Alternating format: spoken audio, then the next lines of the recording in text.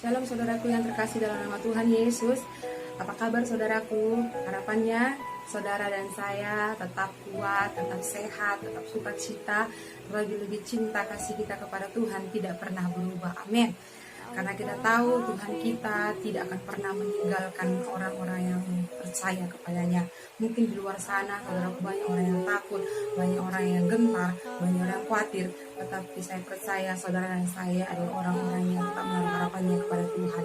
Karena firman Tuhan pun berkata, jangan khawatir. Amin. Saudaraku yang terkasih, pada kesempatan ini saya sedikit membagikan berkat bagi saudara. Di masa karantina ini saya sangat bersuka cita karena dalam pembelajaran saya tentang firman Tuhan banyak sekali mengubahkan pola pikir saya, saudaraku. Dan saya ini juga saya sampaikan kepada saudara. Dan video saya ini mungkin akan berseri karena banyak sekali saudaraku. Dan karena ini hanya durasinya hanya 20 menit, jadi saya akan membuatnya berseri dan harapannya kita bisa diubahkan lewat firman Tuhan ini. Amin. Dan saya akan awali di sini tentang ciptaan baru. Nah, mungkin sebagian kita sudah mengerti tentang ciptaan baru, atau kita sudah pernah mendengar ciptaan baru, atau sudah paham sekali ciptaan baru ya. Tapi saya rindu kita kembali lagi mengingatkan diri kita tentang ciptaan baru ini apa sih gitu. Dan kenapa kita harus diciptakan cipta baru kembali, kenapa kita harus dilahirkan baru kembali, dan kenapa kita harus mengalami ciptaan baru.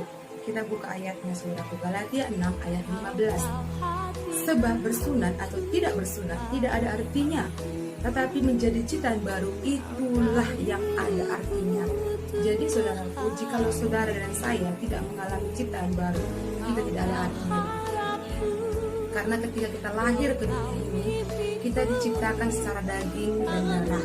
Dan darah daging ini tidak bisa memiliki kerajaan surga.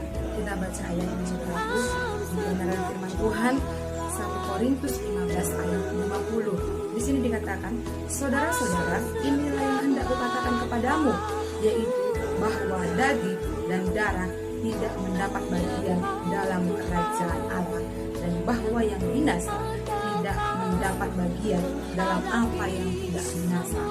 Jadi darah dan daging kita ini tidak mendapatkan bagian di kerajaan surga. Dan tidak hanya itu, saudara. Lebih parahnya lagi, kita buka firman-Nya, dikatakan di Yohanes 3 ayat 3. Yesus menjawab, katanya, aku berkata kepadamu, sesungguhnya jika seorang tidak dilahirkan kembali, ia tidak dapat melihat kerajaan surga.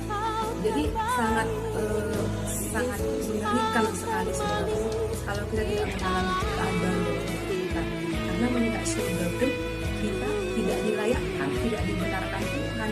Jangankan mendapatkan kerajaan surga, menempatinya, melihatnya pun kita tidak layak. Jadi kita diharapkan Tuhan kita menjadi ciptaan baru dalam hidup kita. Nah, bagaimana prosesnya kita menjadi ciptaan baru? Kita kembali melalui Injil keselamatan. Nah, Injil keselamatan ini bagaimana gitu ya? Nah, ketika ibu kita, ayah kita bertemu, ketika untuk melahirkan saudara dan saya, dia harus memiliki benih. Saudara dan saya lahir ke dunia ini berasal dari benih. Kalau benih itu tidak ada, saudara dan saya tidak ada lahir ke dunia ini. Dan demikian juga kita kepada Tuhan. Bagaimana kita caranya lahir baru? Kita harus memiliki benih dalam diri kita. Apa benih itu? Benih itu adalah firman Tuhan. Nah, kita buka 1 Petrus ayat 1. Kita buka firman Tuhan 1 Petrus 1 ayat 23. Dikatakan, karena kamu telah dilahirkan kembali bukan dari benih yang fana, tetapi dari benih yang tidak fana oleh firman Allah yang hidup dan yang kekal. Nah, jadi kita itu memiliki benih firman Tuhan dalam diri kita supaya kita boleh mengalami lahir baru, ciptaan baru. Kalau kita tidak memiliki benih firman Tuhan ini, bagaimana kita mengalami ciptaan baru, saudaraku? Karena kita ini dilahirkan secara daging, secara darah. dan ini tidak akan sampai kepada kerajaan surga. Dan ketika kita mengalami ciptaan baru ini, kita harus memiliki benih firman Tuhan. Nah, dan bagaimana caranya benih firman Tuhan ini masuk ke dalam diri kita? Yaitu lewat pendengaran kita, pendengaran akan firman Tuhan. Nah, kalau kita tidak memiliki pendengaran firman Tuhan, bagaimana kita bisa mendengarkan firman Tuhan ya? Nah, jadi ayo kita sama-sama jangan sepelekan tentang firman Tuhan, karena firman Tuhan ini akan menjadi benih sama kita. Nah, kita buka Ibrani 8 ayat 10. Dikatakan apa di sana? Maka inilah perjanjian yang kuadakan dengan kaum Israel sesudah waktu itu, demikianlah firman Tuhan, aku akan menaruh hukumku dalam akal budi mereka dan menuliskannya dalam hati mereka, maka aku akan menjadi Allah mereka dan mereka akan menjadi umatku. Nah, ketika kita mendengarkan firman Tuhan itu akan masuk ke dalam akal pikiran kita dan masuk ke dalam hati kita. Dan kalau sudah masuk ke dalam hati kita, itulah yang akan menimbulkan iman. Nah, kita nggak akan pernah tahu firman Tuhan kalau kita tidak pernah mendengarkan. Jadi kita dengarkan firman Tuhan, itu akan masuk akal pikiran kita dan itu akan masuk ke dalam hati kita, dan dari hati ini akan timbul suatu iman kepada Tuhan. Nah, kita buka Roma 10 ayat 9 sampai dengan 10. Dikatakan di sini Roma 10 ayat 9 sampai 10, sebab jika kamu mengaku dengan mulutmu bahwa Yesus adalah Tuhan dan percaya dalam hatimu bahwa Allah telah membangkitkan dia dari antara orang mati, maka kamu akan diselamatkan. Karena dengan hati orang percaya dan dibenarkan, dan dengan mulut orang mengaku dan diselamatkan. Nah, bisa dikatakan di sini bahwa telah membangkitkan dia dari orang mati, maka kamu akan diselamatkan. Dan di ayat 10 ini dikatakan karena dengan hati orang percaya, dari hati orang percaya. Nah, jadi kita harus menimbulkan dari hati kita bahwa kita percaya kepada Tuhan. Kalau kita nggak menimbulkan, kalau hanya dari akal kita, hanya dari pikiran-pikiran saja kita percaya kepada Tuhan, ya, itu bukan iman, itu lewat logika kita. Tetapi kalau kita timbulkan dari hati kita, ya percaya kepada Tuhan, katakan, nah inilah yang katakan iman. Walaupun kita tidak melihat, tapi kita percaya kepada Tuhan. Nah, dan di sini katakan selanjutnya, dan dengan mulut orang mengaku dan diselamatkan. Nah, dan di sini mengaku apa? Nah, di sini dikatakan mengaku dengan mulut orang mengaku dan diselamatkan. Tadi di ayat 9 dikatakan kalau kamu mengaku dengan mulutmu ya sudah diselamatkan. Tapi ayat 10 bilang lagi dan dengan mulut orang mengaku dan diselamatkan. Jadi perlu kita ini mengaku apa? Kita buka ayat yang sudah itu mengaku apa?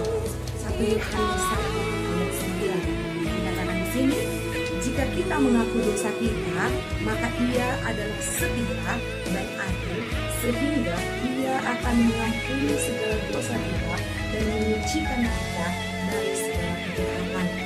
Nah, mungkin saudara berkata, ya aku kan sudah nggak membunuh, aku kan nggak mencuri, aku kan nggak melakukan kejahatan kriminal. Tapi kadang-kadang kita tidak sadar kalau dosa yang tidak kelihatan itu sudah berada dalam diri kita. Misalnya kita kepahiran, kita gampang marah, kita gampang tersinggung, kita gampang kecewa. Inilah dosa-dosa yang sudah Tuhan inginkan ada dalam diri kita. Inilah ciptaan dalam diri kita. Jadi kalau karakter ini dalam diri kita, kita ini masih ciptaan lama. Jadi kalau kita sudah mendengarkan firman Tuhan, kita percaya kepada Tuhan, itu timbul dari hati kita. Akhirnya kita akan mengaku kepada Tuhan, ya Tuhan, aku salah. Apa selama ini kesalahan kita? Apa dosa kita? Jadi selama ini kita tidak mengaku dengan kesalahan kita. Kita rasa ini adalah benar gitu. Nggak usah diperbesar-besarkan lah. Nanti juga hilang sendiri. Ya saat ini aku memang benci sama si Anu. Selama ini ya mungkin kita kepahitan sama keluarga kita gitu. Dan kita tidak berusaha untuk melepaskannya.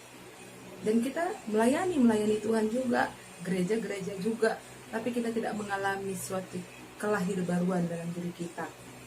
Kita nggak pernah mengaku dosa ini kepada Tuhan. Nah, bagaimana Tuhan mau membenahi diri kita kalau kita tidak mau melepaskan apa yang seharusnya perlu kita lepaskan. Amin, saudaraku. Nah, dan di sini saudaraku yang terkasih dalam nama Tuhan Yesus, perlu kita sadari ketika kita memegang erat dosa itu, hubungan kita kepada Tuhan tidak akan pernah ada. Jadi kita perlu mengaku dosa kita kepada Tuhan. Kenapa kita harus mengaku dosa kepada Tuhan? Ya karena Tuhan Yesus datang ke dunia ini mengampuni dosa saudara dan saya. Itu tugas Tuhan datang. Itu visi Tuhan, itu misi Tuhan datang ke dunia ini, yaitu untuk mengampuni dosa saudara dan saya. Nah, kita buka ayatnya saudaraku di Matius 1 ayat 21. Dikatakan di sini, Matius 1 ayat 21, ia akan melahirkan anak laki-laki dan engkau akan menamai dia Yesus, karena dialah yang akan menyelamatkan umatnya dari dosa mereka. Nah, jadi Yesus ini datang ke dunia ini untuk menghapuskan dosa saudara dan saya. Jadi ayo kita mengaku dosa kita kepada Tuhan. Mungkin tidak kelihatan, saudaraku, orang lain tidak tahu apa yang kita lakukan. Mungkin sahabat kita terdekat pun tidak tahu apa yang kita lakukan. Nah, tapi Tuhan tahu, kita juga tahu apa yang gak baik. Kita tahu, kita dengarkan firman Tuhan, oh aku masih pahit nih sama mamaku, aku masih pahit nih sama sahabatku, aku masih dendam, aku gampang marah, aku gampang emosi, aku gampang sakit hati, aku gampang tersinggung. Nah, ini kan harus kita lepaskan dari diri kita. Itu artinya kita mau menjadi ciptaan baru. Tuhan itu adalah kasih yang selalu menuntut kita itu menjadi orang yang sempurna, yang menuntut kita itu menjadi serupa dengan Tuhan. Dan kalau kita masih memiliki sifat-sifat karakter-karakter yang demikian, kita tidak mau menjadi ciptaan baru. Tapi kalau kita mau berusaha untuk melepaskan segala sesuatu yang tidak baik kita rasa, kita berusaha, itu artinya kita mau mengaku dosa kita. Amin. Nah, dan terlebih saudaraku, kalau kita tidak mengaku dosa kita ini, apa yang akan terjadi? Kalau kita tidak berdamai dengan Tuhan, kita nggak akan pernah mengalami keselamatan. Karena hanya di dalam Tuhan ada keselamatan. Firman Tuhan berkata, bukan tukang panjang tanganku untuk membantu, bukan tukang tajam telingaku untuk mendengarkan doamu, karena ada dosamu di situ. Jadi walaupun kita berdoa, walaupun kita membutuhkan pertolongan Tuhan, Tuhan tidak boleh melakukan karena ada dosa dalam diri kita. Nah, bagaimana kita mau berdamai dengan Tuhan kalau kita tidak pernah mengaku dosa kita? Kita buka saudaraku kisah para rasul ayat pasal 4 ayat 12. Kalau kita sadar keselamatan itu hanya ada dalam Yesus, dan keselamatan tidak ada di dalam siapapun juga selain di dalam Dia, sebab di bawah kolong langit ini tidak ada nama lain yang diberikan kepada manusia yang olehnya bisa dapat diselamatkan. Tidak ada. Nah, kita buka lagi di Yohanes 14 pun berkata, ini Yesus sendiri berkata, kata Yesus kepadanya, akulah jalan dan kebenaran dan hidup, tidak ada seorang pun yang datang kepada Bapa kalau tidak melalui aku. Kalau kita tidak berdamai dengan Tuhan, kalau kita tidak mengaku dosa kita kepada Tuhan, kita tidak mengakui apa yang kita simpan dalam hati kita, dia tidak berenang kepada Tuhan, kita tidak akan pernah sampai kepada panggilan Tuhan. Dan kita harus mengaku kepada Yesus, karena Yesus jalan keselamatan. Hanya Yesus yang mendapat mengampuni dosa saudara dan saya. Amin. Dan apa yang terjadi jika kita mau mengaku dosa kita kepada Tuhan? Nah, ini yang terjadi sama kita. 1 Yohanes 1 ayat 7. Di sini dikatakan, tetapi jika kita hidup dalam terang sama seperti Dia adalah terang, maka kita beroleh persekutuan seorang dengan yang lain, dan darah Yesus anaknya itu menyucikan kita daripada segala dosa. Nah, artinya kalau kita sudah mengaku dosa kita lepaskan segala apa yang gak benar di hadapan Tuhan, kita mengaku, maka darah Yesus itu yang akan menyucikan kita. Dan saudara tahu, jikalau darah Yesus yang mengalir dari hati kita, maut gak akan bisa menyentuh kita. Kalau saudara ingat waktu kisah bangsa Israel, itulah yang ke-10, hanya bangsa Israel yang menaruhkan bukan darah anak domba di pintu-pintu tiang rumahnya, tidak ada kematian di rumahnya, saudara. Nah demikian juga saudara dan saya, jikalau kita mengaku dosa kepada Tuhan, apa dosa kita selama ini? Kita mengaku dosa kepada Tuhan. Tuhan, aku begini Tuhan, aku begini Tuhan. Dan darah Yesus ini akan menyucikan saudara dan saya. Dan jikalau darah Yesus itu ada di sini, maka kematian itu tidak akan menghampiri saudara dan saya. Amin. Saudaraku yang terkasih, saya juga tidak saya katakan saya selama ini orang-orang yang masih orang yang sudah benar-benar benar di hadapan Tuhan. Tapi ketika di masa lockdown ini, selama karantina ini, di sini saya sangat banyak mendapatkan berkat. Inilah salah satunya. Saya selama ini masih memegang suatu hal yang tidak benar, tapi saya pertahankan dari diri saya. Dan saya rasa kalau hanya seperti ini ya Tuhan maklumlah gitu. Tapi ternyata tidak, saudaraku. Tuhan menuntut kita menjadi orang yang sempurna, dan Tuhan menuntut saudara dan saya menjadi orang-orang yang benar di hadapan Tuhan. Jadi kalau orang yang benar di hadapan Tuhan itu nggak pakai tapi gitu. Jadi ayo jangan kita pegang erat sekali dosa itu, jangan kita pegang erat sekali apa yang tidak benar di hadapan Tuhan itu. Jangan katakan nantilah dia aku ampuni, nantilah adanya waktunya. Enggak, saudaraku. Ketika kita katakan Tuhan aku mau lahir baru, aku mau dilahirkan baru, aku mau hidup baru. Kalau kita mau hidup baru, kita lepaskan, kita tanggalkan semua apa yang tidak benar di hadapan Tuhan. Jikalau saudara katakan aku mau ciptaan baru, tapi kita tak mengenakan pakaian yang lama, itu hanya kata-kata kita saja, kita bohong. Kita katakan Tuhan aku cinta padamu, segalanya yang apa aku miliki aku serahkan padamu.